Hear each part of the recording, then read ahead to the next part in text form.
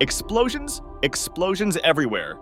Want a build that's tanky and great for mapping without a need for a 6-linked armor? Want screen-wide clears to farm expedition, ritual, or other high-density mechanics? Well, this build is for you.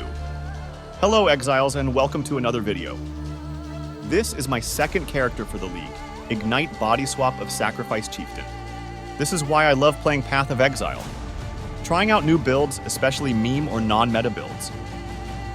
We use the new Bodyswap of Sacrifice. It is basically the same as the regular Bodyswap, but instead of swapping with a corpse, you swap with a damageable minion. It has better percentages, but one downside is it does 50% less damage with ailments. This is perfect when combined with the new Spectre, Perfect Dark Marionette, which revives after being killed and also scorches enemies. And with the new Pragmatism, we can give our Spectres tons of gem levels, which increases their life, and in turn, increases the damage of our Bodyswap. We do not need a 6th link because of Pragmatism. I chose the Chieftain Ascendancy for 2 reasons. Number 1 is since we are already going for Ignite spreads, might as well use Hinekora Death Fury for more chain explosions. Number 2 is for the tankiness, and how easy the character is to gear thanks to Tassalio and Valico Ascendancies. Here are the pieces of equipment I used. For the rares, focus on getting life, maxing your fire resists, and reaching your attribute requirements. Standard rare rings, belts, boots, and gloves. I bought a glove with +2 to AoE gems, and I'm hoping to get a level 21 Purity of Fire.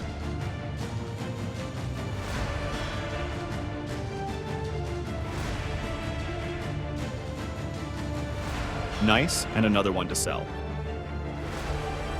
Remember to craft a +1 to max fire resistance, Searing Exarch implicit. One ring should have flammability on hit, the minion life is a bonus. For the armor, we're using Pragmatism for more Spectre gem levels. Get the % increased life mastery since our body armor has no life mods.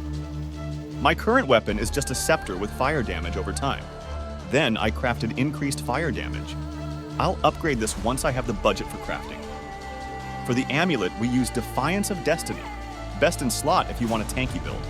If you don't have the budget for the Whispers of Doom Anoint, then you can use Deodra's Damning in the meantime.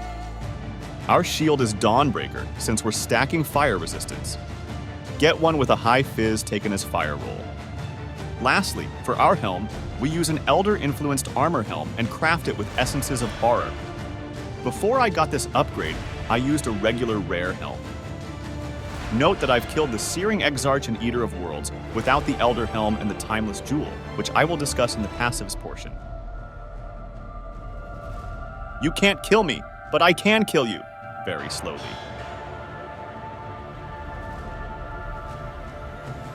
Onto the passive tree. Looks familiar? Yes, it looks like a passive tree for RF builds, but with 3 key differences. Number 1 is, we don't get the life regen nodes. Next, we get the minion cluster here for minion life, so we can get the increased convocation cooldown for the mastery. And lastly, instead of getting the damage multipliers, we get the chance to ignite. One of the biggest upgrade I made was getting a Timeless Jewel. This is the main source of all our increases in minion life. More minion life, more base damage for our Bodyswap. To simulate the new transfigured gem and POB, I had to adjust the corpse life setting. My computation is in the notes section. I also have a second tree without the cluster jewel.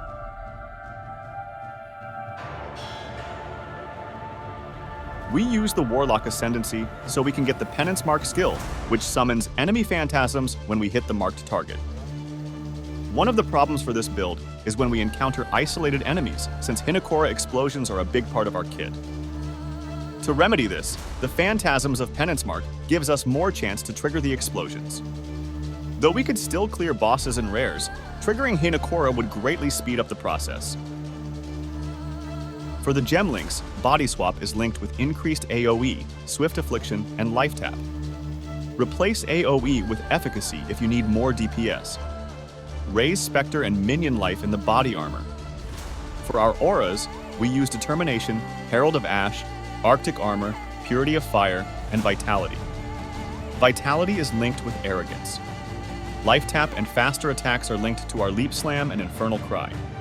And finally, we have Molten Shell linked to cast when damage taken. I leveled this character using RF. The Bodyswap only supplemented the RF's single target during the axe. When I got to maps, that's when I removed the RF entirely. You can follow Poe's guide for leveling since he's the master of RF builds. When you start using Bodyswap, get the increased cooldown for Convocation Mastery, and get a medium cluster with Fan the Flames as early as you can. Gameplay for the build is to jump in the middle of a pack and Bodyswap. You can even lure packs together, since you can tank most hits. If a Wisp empowered rare survives, cast your Penance Mark and Infernal Cry and hold down your Bodyswap. That's the build. Let me know in the comments if you have any suggestions on how to improve the build. There's a lot of improvement I still need to do. Remember to like and subscribe if you want to see more content like this. It would be a great help to a small channel like mine.